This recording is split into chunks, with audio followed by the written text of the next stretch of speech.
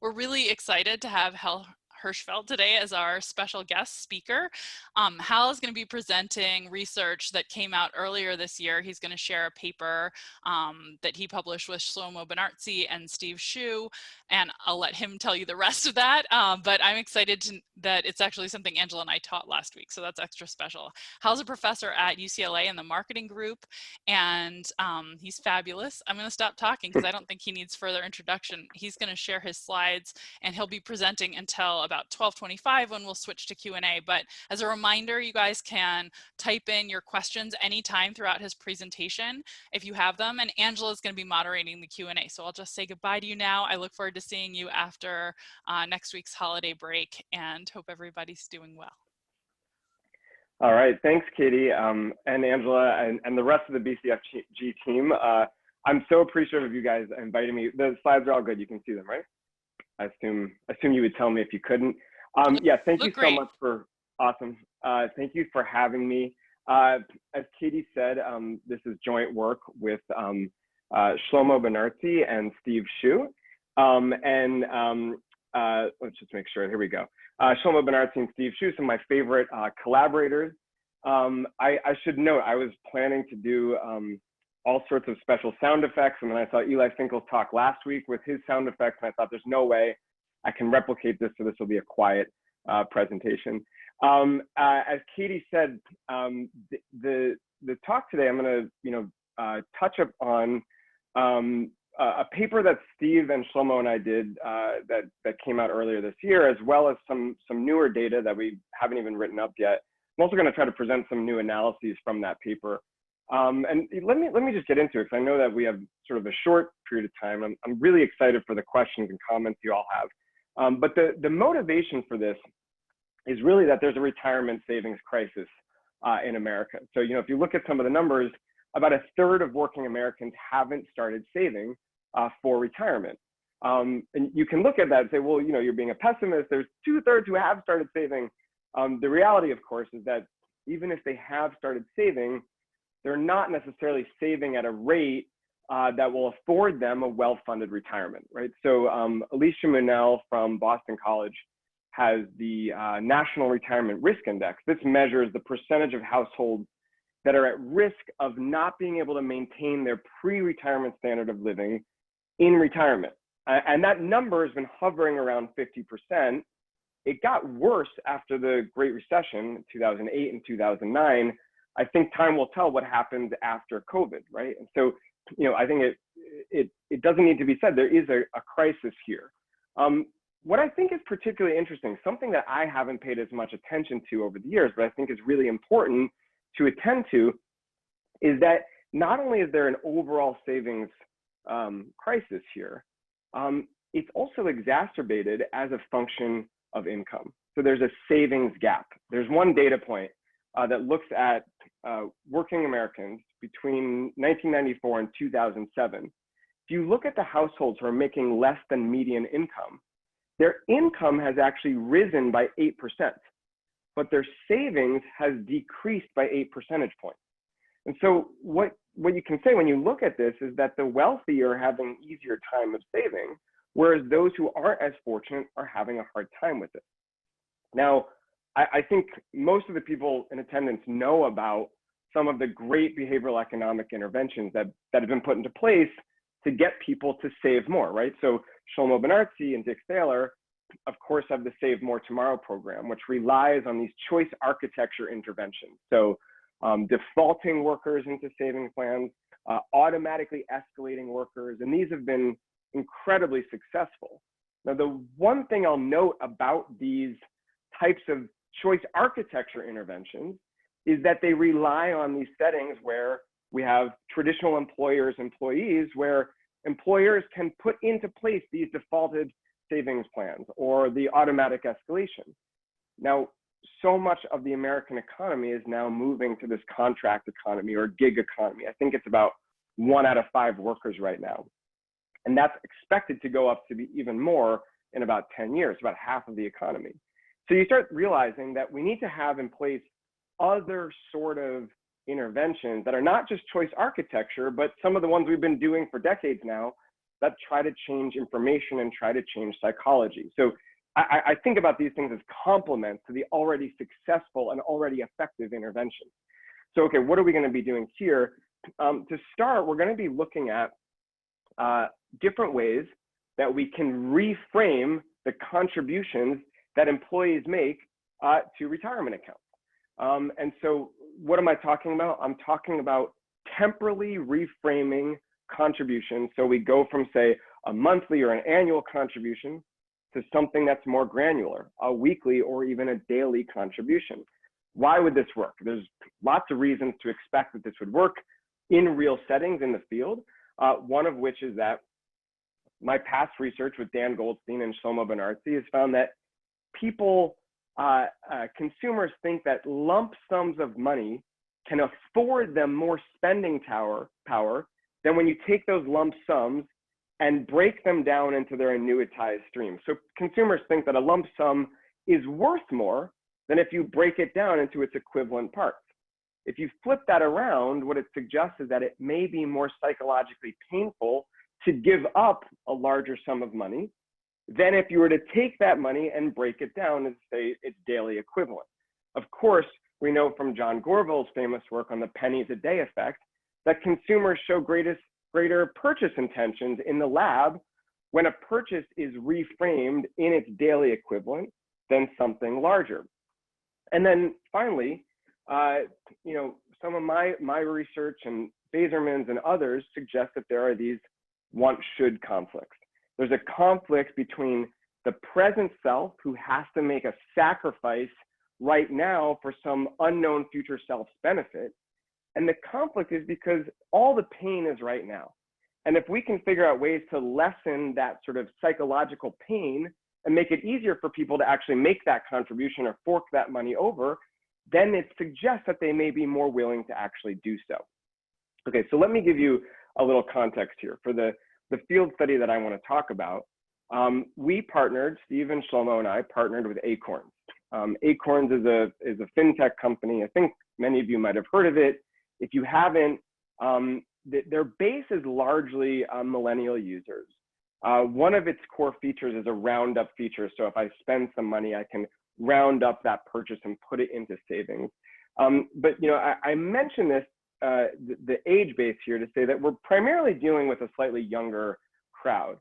I actually think this is really important because these are exactly the folks who we want to start having saving become sort of a habit, right? So I'll tell you more about what we did here. But our plan was to approach users, all new users of the app, over a 2-week period. So over a 2-week period, we approached all new users, and our aim was to recruit about 10,000 people. We had 5 arms of the study, so we wanted to have 2,000 in each bucket. Now, I popped up here the income breakdown.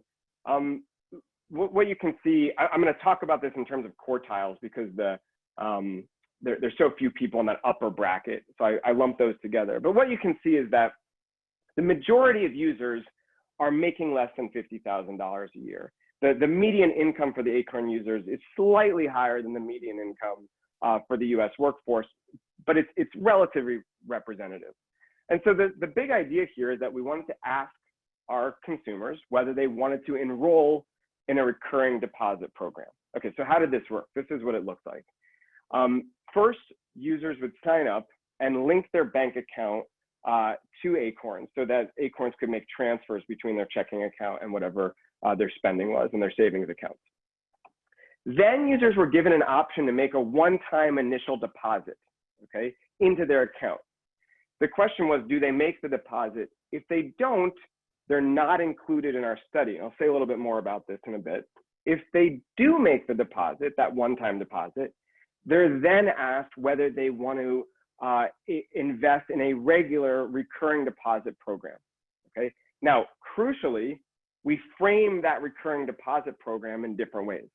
So some were asked whether they wanted to save $5 a day, some were asked whether they want to save $35 a week, and some were asked whether they want to save $150 a month. Clearly, all of this boils down to $150 a month, but we've just framed it in temporally more granular or less granular ways. And then we had these 2 replication conditions, $7 a week versus $30 a month. And I'll say a little bit more about those too. Now, just to note, about half of our sample didn't make a deposit and half did. Now, would it have been more ideal if we could just get everybody and not even ask about that initial deposit? Yes, but from the standpoint of the business, they didn't want to ask people first, do you want to make a deposit? And if they said no, then do you want to enroll in a regularly recurring one? They were worried that might kick people more out. And I think they also thought it was a softer ask to first ask about a single deposit and then the recurring one.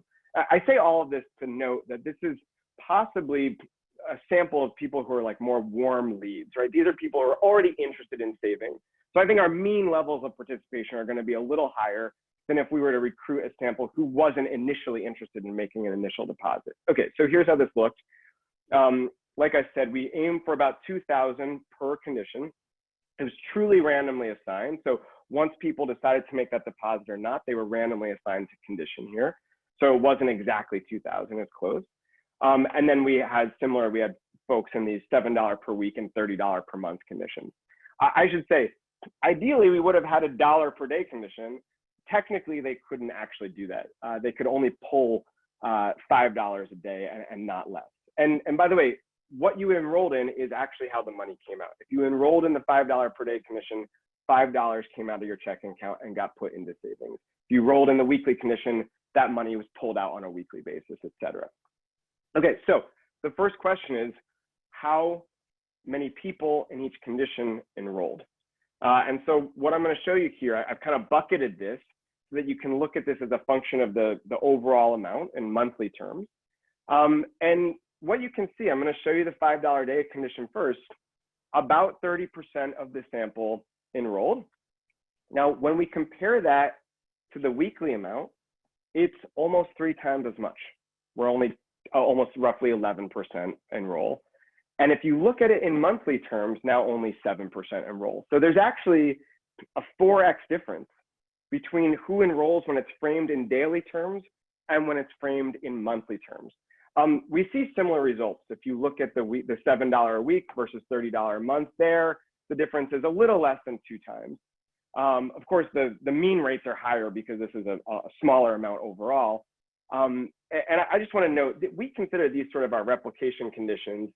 Everything I'm going to talk about from here on out is just going to look at the $150 per month conditions, but the results I talk about more or less replicate across the $7 a week and $30 a month condition. Okay, so first, I think there's some evidence that people are more likely to enroll when we talk about this in daily terms than in monthly terms.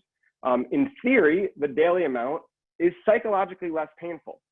The question though is, what happens after they enroll? Do people remain enrolled in this program, okay? Because I think it would be problematic if you get all these people to enroll, but then after a month, they just drop out, they all drop out. Now, what I'm gonna show you is the percentage of initial enrollees who remain enrolled after a month. And what you'll see here is about 75% in that $5 a day commission stay enrolled, compared to 88% in the weekly and monthly conditions. So there is a main effect here. More people do in fact drop out in that daily condition than in the weekly and monthly conditions. But note that after 2 months, the difference disappears. Now the drop off is the same between these conditions and the same for 3 months as well. All right, let me actually show you these data in slightly different ways. Let's look at the initial enrollees. Remember I said it's 30, 10, and 7. Now, when I look at the dropout, yes, there's a bigger drop off after 1 month, and then that disappears after 2 and 3 months. But the reason I want to put this picture up here is to suggest that even though the drop off is bigger in that daily condition from the intervention to 1 month, we still have way more users enrolled in the program than we would have if we just started with the more psychologically painful way of framing it. Okay, now, I started the talk by talking about that savings gap, that is the savings gap by income. And the title of the talk, which I borrow from Steve, is Democratizing Savings, which sounds like a fancy way to say, how can we make savings more equal across different income brackets? So let's look at the effectiveness of this program as a function of income bracket. Just to make it easy, I'm going to look at folks who are making less than $25,000 a year versus those who are making more than $100,000 a year. And what you can see in that monthly condition, $150 a month, 3 times as many users come from that upper income quartile than from the lower income quartile. In other words, 15% of the highest income bracket are signing up for that when it's framed in monthly terms, whereas it's only 5% from the lower income quartile. That gap goes to a 2x difference when you look at it in weekly terms, but then when I look at it in a daily term, the gap disappears entirely. Now what we see is that there's equal participation in the savings program as a function of income for this program, right? So whether I'm making less than $25,000 a year or more than $100,000, I'm just as likely to sign up when this program is framed in the least psychologically painful way. So I think a natural question that arises here is, sure, but what about dropout? What about retention? And this analysis we actually didn't have in the paper for some reason, and we didn't think of it till later, but let's look at this. I know this looks a little complicated, so I'm just gonna show you this by condition. Here's the initial numbers. Remember, there's a 3x difference there for the intervention when we're looking at $150 a month. There's actually no retention differences over time as a function of income in that monthly condition, okay? Similarly, if we look at the weekly condition, there's the initial, and again, there's no retention differences over time as a function of income in this $35 a week condition. That being said, if we look at the $5 a day condition, remember, here's our initial, where there's sort of an equal participation rate in income brackets. We actually see a trend level difference in retention over time, and it's driven by this drop from the intervention to the first month. After the first month, more of the lower income quartile drops out than those in the higher income quartile. It levels off after months 2 and 3, okay? So I think the bigger picture that's being told here is we still get more participation across income brackets. Yes, some of the folks in the lowest income bracket are more likely to drop off, but still there's more participation overall, and it levels off after that first month. Okay, so here, we were talking about temporal reframing savings. And I want to touch on the last couple minutes here on a newer project where we're looking at other ways that we can reframe savings in a way that makes the contribution, again, less psychologically painful. So here, we're drawing on the observation that savings programs used to be framed in terms of dollars per month. So employees would sign up and say, how many dollars do I want to contribute? That then switched to percentage. It makes sense, right? Because then as employees start making more money, they don't have to make a change, but they start making more contributions because we're just dealing with percentages. However, percentages, of course, can be difficult to understand for a lot of consumers, especially those who are lower on numeracy. And so we thought, rather than framing this in terms of percentage that's contributed, let's frame this in terms of the number of pennies I'll contribute per dollar that I make. It's a little more concrete and easy to grasp. We should note, a financial advisor, George Fraser, talked to us about this and said he does this with his clients. This is how he frames it. And anecdotally, he says it makes a big difference. We wanted to test this. So first, we looked at this in a lab or an online setting. We did this with a financial institution partner. This is a sample of participants who have agreed to be in research program. We simply asked them, for your retirement account, how many pennies do you want to contribute per every dollar that you earn? Or what percent of your paycheck do you want to contribute? And we allowed them to just write down their responses. And what we found is that people were willing to contribute far more when it was framed in terms of pennies, that's the blue bar, as opposed to percent, which is the gray bar there. We had another set of conditions where we anchored them on either 7 pennies per dollar or 7%. They could just dial the number up or down. And we still get the effect there, although the gap is lessened, in part because they're already anchored. We put this in because this is sort of the business setting. They wanted to start with 7% or 7 pennies. You can see here, obviously, these numbers are very inflated. It's hard to imagine people are willing to contribute this much of their paycheck to some extent, I think this indicates something about hypothetical data in these contexts, right? We also measured subjective numeracy here. How well do people feel like they can deal with numbers? And there's an interaction such that those who are less numerate are more impacted by the Pennies intervention. That is, they're more likely to want to save. So I think, again, what we're seeing is a framing that can particularly help people who, say, are lower in numeracy in this particular case. Now, we then took this into the field. So with our partner, we worked with dozens of retirement plan sponsors, and this was over an 8-month period. We had about 2,000 or 1,900 workers in this. What happened is, as new workers went to enroll in their retirement program online, they were shown a screen asking how many pennies per dollar that they earned did they want to contribute to their retirement account, or what percent of their earnings did they want to contribute. That was a simple setting, just like the lab setup. Now, I'll note, we found a main effect again, such that those who were shown the pennies framing contributed more than those who were shown the percent framing. We were not able to measure numeracy in the field here. So as a proxy for it, and it's not a great proxy, but it's a relatively good one, we measured income. Now, Ellen Peters and colleagues have research showing that income is a proxy for numeracy. Those who are making less money per year score lower on numeracy scales than those who are making more. And so what we wanted to know was, again, was there an interaction here? And what we found was, sure enough, at the lower income quintiles, there was a bigger effect for the pennies framing than the percent framing. Even as people got higher in income, that started to reverse. So we did a floodlight analysis. What it showed that this intervention was particularly effective for those who are making less than $50,000 annually, and even tended to reverse for those who are making $100,000 annually, suggesting that they might have realized with the pennies framing, they could afford to maybe save a little less and have more liquidity. Now, I mentioned this is really new data.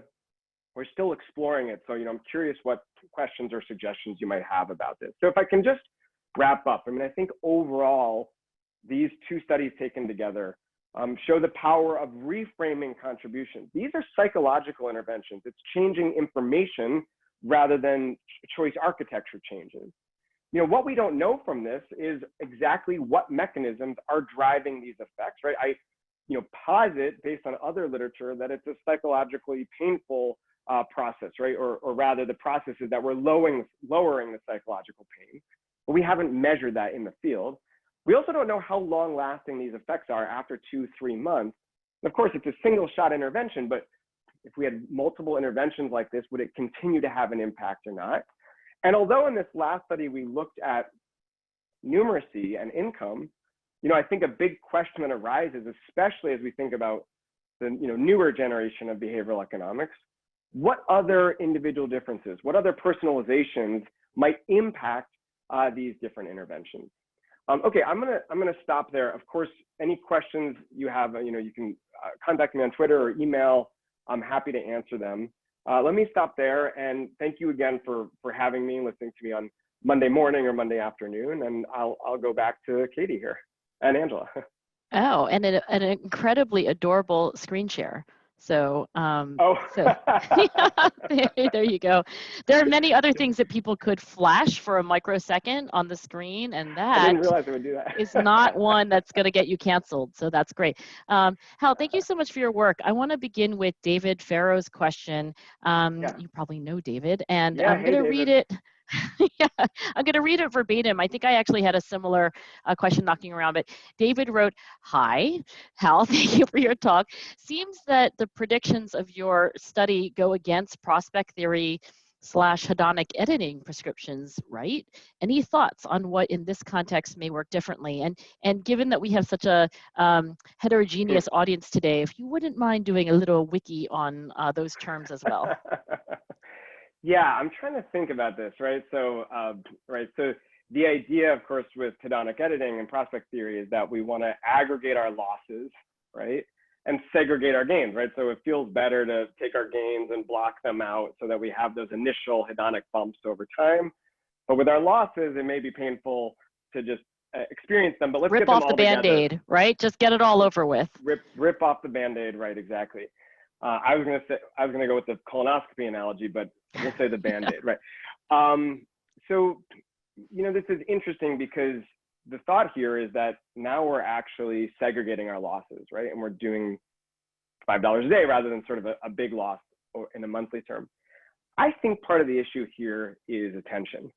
And so I think David's actually absolutely right. And of course, prospect theory is right about this. But when we think about the overall context here, when people are saving and making these contributions, I don't think they're looking every day and saying, oh, I lost $5. Oh, I lost $5. Because this is in the context of everything else they're spending. I think it ends up getting or becoming a bit of a drop in the bucket, right? And so I don't think they're noticing it as much. Now, I mean, here's another way to think about this.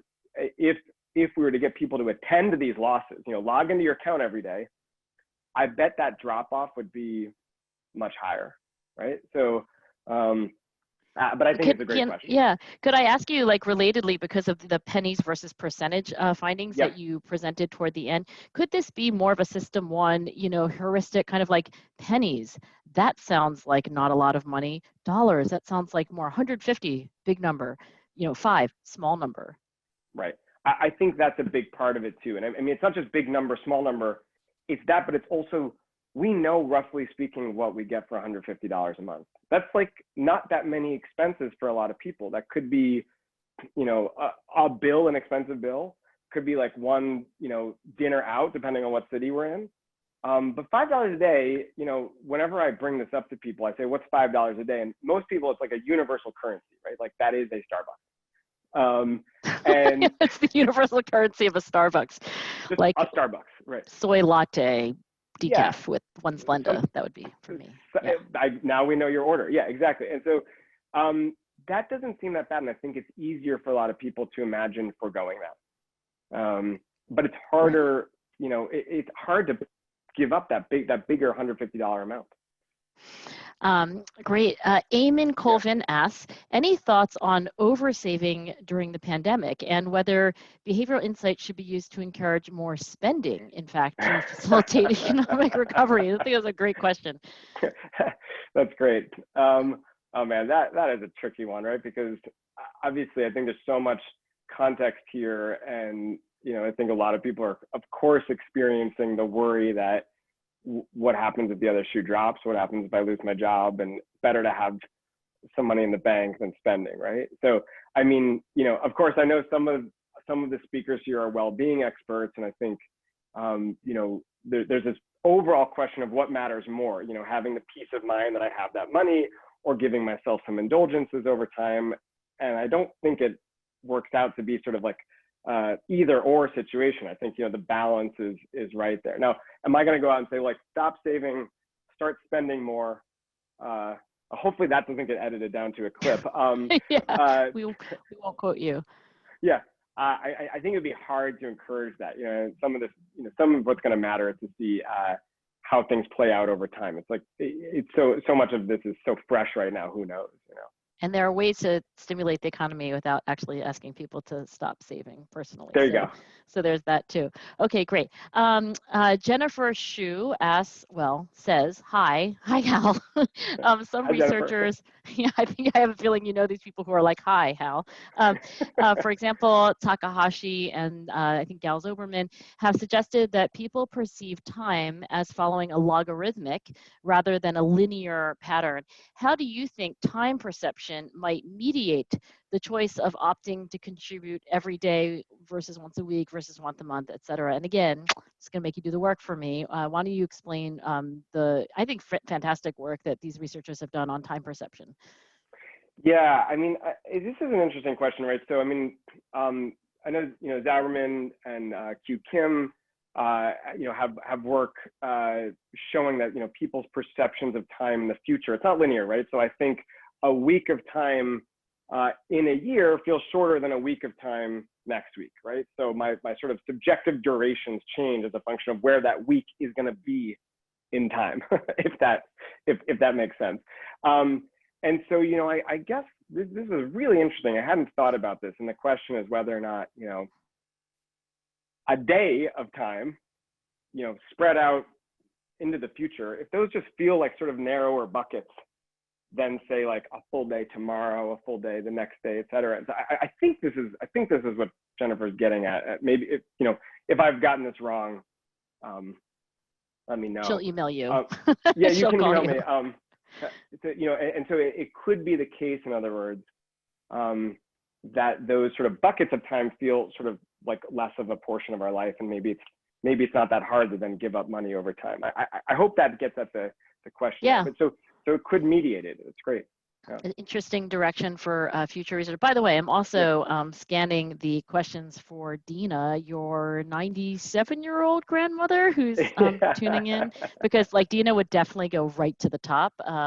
If only on age, probably you got to be close to the more senior of the viewers. So if you're watching, you can certainly ask. Olivia Mitchell asks, first starts out by saying much research shows that lower income people are not under saving once we take into account Social Security and means-tested programs which undermine incentives to save. So I guess it's for you to comment on that. Yeah.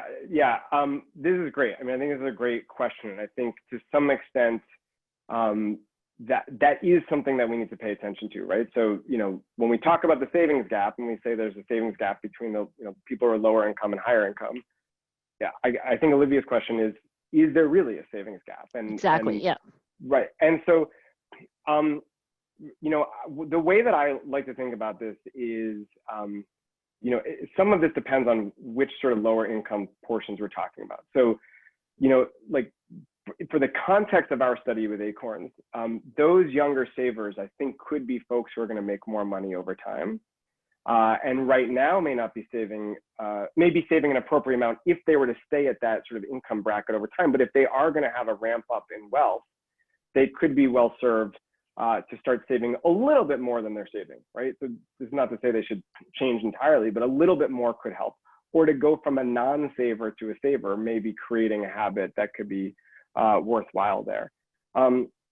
Looking at this overall, I mean, I think the more sophisticated analysis would be somehow to do an analysis of all of these folks, look at their bigger financial picture, see what sort of, transfers they'd be getting in retirement from Social Security, et cetera, and see where that gap is, because there may still be a gap there. And I think addressing what that gap is, even if it's smaller than it might be without taking that into account, I think there could still be a little gap there. And then are they doing enough to address that small gap? I also pessimistically wonder, about the solvency of some of these programs, but that's my own. Yeah, no, that's a good. And if you had all their finances, then you could also look at crowd out, which would be really interesting. Exactly. Okay, so Mark Whiting asks, does attrition account for people switching to a more aggressive plan? For example, someone making $100,000 might easily opt to switch to a plan that saves more than $150 per month. Yeah, it's great. We can't know, so we don't have their accounts. We don't have the data showing what else they're doing. And I think there's another observation here, which is $150 a month is probably not enough. If you're making that much, maybe not enough to have a wealth fund of retirement, but it's a start, especially if you're younger. And so it could be the case. We just don't know. And I would love somebody watching might run a bank, and then they absolutely have to email you so that would be great. I'd love to look at that. So you can forward science. Okay, this is a great question from, I hope I'm pronouncing it right, Neha Varma, who asks, is there a difference between conditions in deposit frequency or just a messaging change, and deposit structure is the same in each condition? Now, I think you covered this, but I think it's a great clarification. Is this like merely a framing effect, or is there a real, quote unquote, a real effect? Obviously, it's the same amount of money getting taken out net. Right. This is a great question. I'm sorry if I didn't make that clear enough. It is a real, it's not just the framing, but their money actually gets taken out either in daily or every day, if they're in the daily condition, or every week or every month. The one thing I'll note is if the pull were to happen, I believe on a Sunday, then it gets bumped to the next business day. But that's like a little technical. It's real, and I wondered actually, and there was another question. I'm sorry, I don't remember who had asked, but like how much of it is like if there were not a pull and it was merely a framing effect, right? Like if the money actually got taken out whatever it was, constant monthly, cross yeah. conditions. Do you know the answer to that question about whether it's pull versus pure framing? So in other words, no, I mean, empirically, we don't know that answer because we didn't do that. Yeah, you didn't have that variation in this. Yeah. But it's really interesting because, you know, there's a technical aspect of actually being able to make that pull daily, weekly, or monthly. And so if you could just do the framing, that would be even cheaper in a way Exactly. That's why I was asking in part. Yeah. So I don't know. I mean, you know, my suspicion is that you would still get those participation differences. You know, the question is whether or not the dropout would be different from the folks who suddenly realize, oh no, $150 was just taken out of my account, you know, when they were thinking about it in daily terms, right? And so, yeah. You know, but then again, if they checked it 29 days later, like 29 days ago, $150 was taken out, maybe that could work for you. But it's an interesting question for future research. Okay, Rakim Rakimov asks, let's see, do you think these results would translate to contribution of non-private goods? For example, frequent contributions to a charitable organization? Yeah. Kind of like $5 a day to pick your favorite, you know, campaign or public policy issue versus, I guess, $150 one shot. I think this is great. Okay, so I'm blanking on this. I think Atlas and Bartels have looked at this as well, although I have to check the details. So Dan, if you're watching, I'm sorry if I'm forgetting the details here. But you know, my suspicion is that would work. You know, obviously these are different domains and it's for others versus the self, but you know, it seems like a great framing. Yeah, and since you're presenting like such fresh new research, it's a good, you know, for the doctoral students and postdocs and anyone in the audience who wants to extend it in that direction. I think it's a great question. Julie Huang says, thanks for the talk, Hal. Do you see these findings applying to health and wellness context, for example? And I'm wondering if that means, like, for example, well, I guess it could be lots of things like eating and exercise, but you might have a better idea than me. Yeah, everybody's so nice on in your BCFG Q&A. Like everyone says, hi, thanks, it's so nice. Yeah, they must not be economists. That's how you can tell right away. I mean, so I'm trying to think about this. Like, you can imagine saying, like, I'm going to run 10 miles a week, or, you know, or, well, I shouldn't have picked a number that's hard to divide by 7, but, you know, I'm going to run 14 miles a week or 2 miles a day. You know, I think, you know, it seems like that might work. I mean, I think this is a really interesting context because it all depends on the domain. Like, are we talking about calories? You know, are we talking about expenditures of time? So, like, you know, I don't need to work out 30 minutes a day. I know, you know, or do I need to work out so many hours a week, right? And so, I mean, I think one of the, you know, sort of other interesting ways of thinking about this is dividing up time expenditures rather than, say, monetary expenditures or calorie expenditures, right? And so, you know, I guess the part of where we benefit in the recurring deposit program is that once I sign up, it's like set it and forget it. Set it and forget it, as Richard Thaler would say. Yeah, yeah. And if there, you know, if there's some way to make workouts set it and forget it, like way more people would work out. But even if I say I only have to work out 15 minutes a day, I still have to find those 15 minutes every day or 30 minutes, whatever it is. And so that's where it becomes a little harder to make the translation, in my mind, at least. You know? Yeah, I think that's a really important distinction, and I agree completely. Okay, so this one is from Anonymous, and it is also the top liked question. So the question is this: seems like this would be tied to how often we get paid. For example, I used to get paid monthly. Now I get paid twice per month with my new employer. And wondering about demographic factors about, you know, for example, like lower wage employees may be more likely to get paid weekly. So yeah, thoughts on that? Great. Hi, Anonymous. I think, sorry. You know, to some extent where this started was the observation that in the gig economy, people are getting paid possibly in more granular ways, right? And so, you know, rather than stick with this original framing of savings per month, why don't, you know, we could tie savings to payment frequency. Now, we weren't able to look at that in these data here.